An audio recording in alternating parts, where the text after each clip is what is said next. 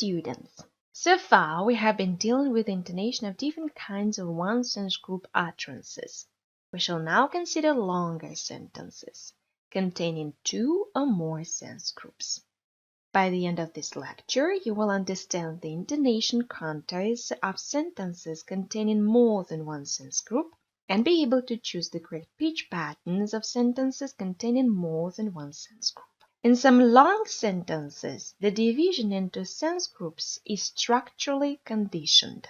This takes place in alternative and disjunctive sentences.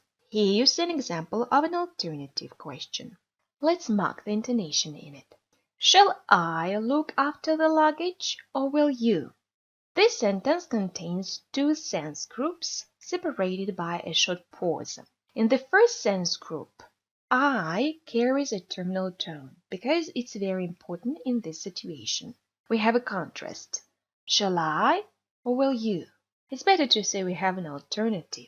After the rising tone in the nucleus, we have two more stressed syllables in this sense group, look and lug. As a general rule, they are marked by small dots placed at the top of the stressed syllable in the line of print.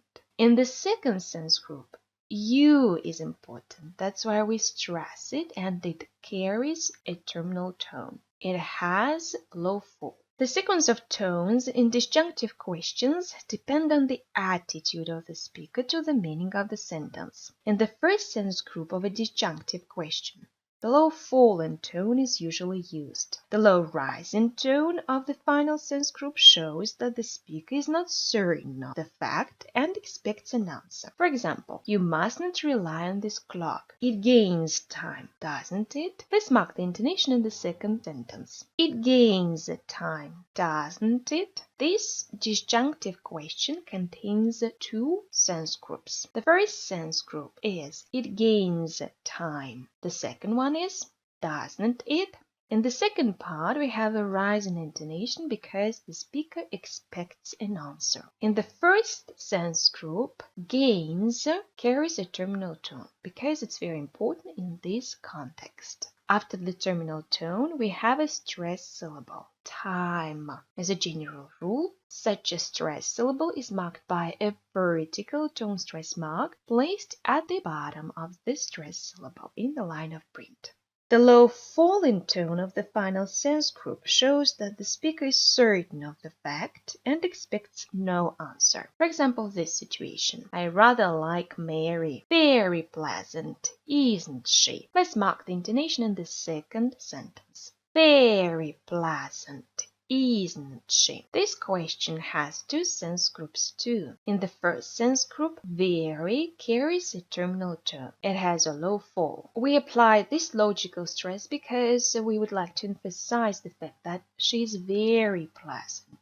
And again, after the fall and intonation in the terminal tone, we have a stressed syllable, and it's marked by a vertical tone stress mark placed at the bottom of the stressed syllable in the line of print. Isn't she is the second sense group in this sentence. Isn't is stressed because it's a negative auxiliary, and it carries the terminal tone. By asking such a question, the author doesn't expect any answer. As for other long sentences, one should remember that one and the same sentence may be divided into a different number of sense groups according to the meaning the speaker wants to express and the rate of speech. We shall consider here the conditions under which long sentences are likely to be divided into sense groups and what tones are used in them. The number of sense groups in a sentence is determined principally by semantic factors. One and the same sentence may be divided into different sense groups according to the meaning the speaker wants to convey. For example, after you've heard what I want to say, you'll change your mind, I think. Let's mark the intonation in this sentence. There are two sense groups in this sentence, according to the semantic importance of the grammatical components of the sentence. The part, I think, this one, is not made separate. as it has no semantic independence. The parts after you've heard and what I have to say are also very closely related and they are not separated. The division of a long sentence into sense groups is also determined by the rate of delivery. The slower the rate, the greater the number of sense groups. If we pronounce the sentence slower, we may make a second pause. After you've heard a pause, what I have to say, a pause, you'll change your mind, I think. Then you will sound. After you've heard what I have to say, you'll change your mind, I think.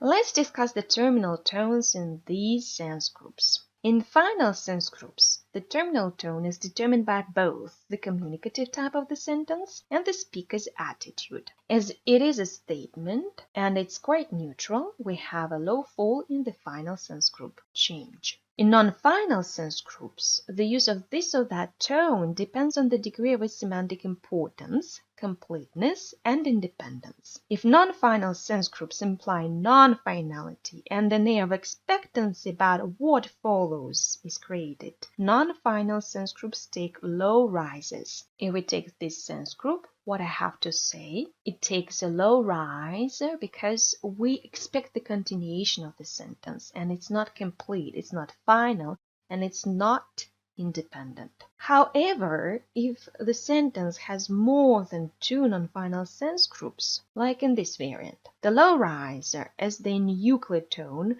will produce a monotonous effect, which is quite unsuitable for reading purposes. That's why we have used only one low rise in the middle of the sentence. Otherwise, we will sound very monotonous. In this lecture, we will also speak about the intonation of parentheses, direct address, and the author's words. So what's a parenthesis? A parenthesis is a word or a group of words or a sentence which is not syntactically connected with the main sentence. You can see examples of parentheses in bold on the slide. It is a rule in English that an important parenthesis forms a separate sense group, and the nucleus has a fall or a rise. For example, of course, I want it now. Perhaps you are tired after the strain of the day. There are settlements, of course, and other things as a general rule. In the first and in the second examples, we have parentheses at the beginning of the sentence. And in the third example, it is placed in the middle of the sentence. They are considered to be important and form a separate sense group. An unimportant parenthesis is treated as a tail of the main sense group and is placed at the end or in the middle of the sentence. For example, I've spoiled that, I think. I think is a parenthesis, but it doesn't form a separate sense group. It is treated as a tail of the previous one. A direct address is a word or a group of words to address people.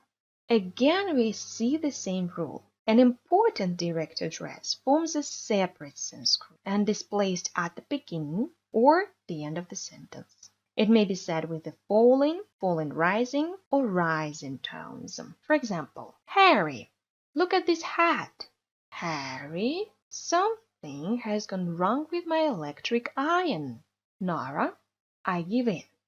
Clausine, you cat. In the first three examples, the direct address is placed at the beginning of the sentence and it is treated as the separate sense group. In the last sentence, the direct address is placed at the end of the sentence and again it's treated as a separate sense group. An unimportant sense group is usually placed in the middle or at the end of the sentence and is treated as the tail of the preceding sense group. For example, I say, Rabbit, I do look well. Never mind, Nora. Let me help you. Again, in the first sense group, I say, Rabbit. Say carries a Euclid tone, and Rabbit is treated as the tail of this sense group. The same situation happens in the second example. Never mind, Nora. Nora is treated as the tail of the first sense group in this sentence, and it is marked by a small dot placed at the top of the stressed syllable in the line of print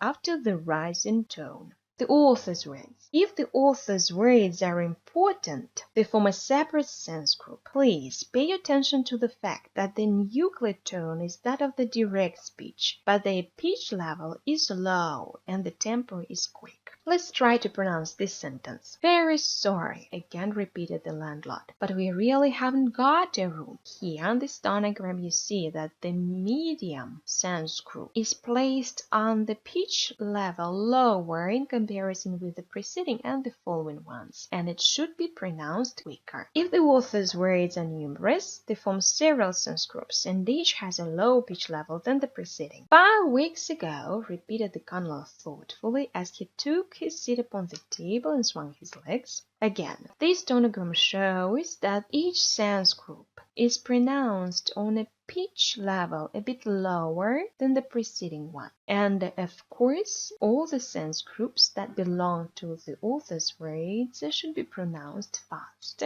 in comparison with the direct speech. When the author's words are treated as unimportant, they form the tail of the preceding sense group. For example, "Are you all right, sir?" said the man. Or unstressed. "Are you all right, sir?" said the man. "No," I replied, "I don't." Of course, these two sentences are not related and they belong to different conversations. Thank you.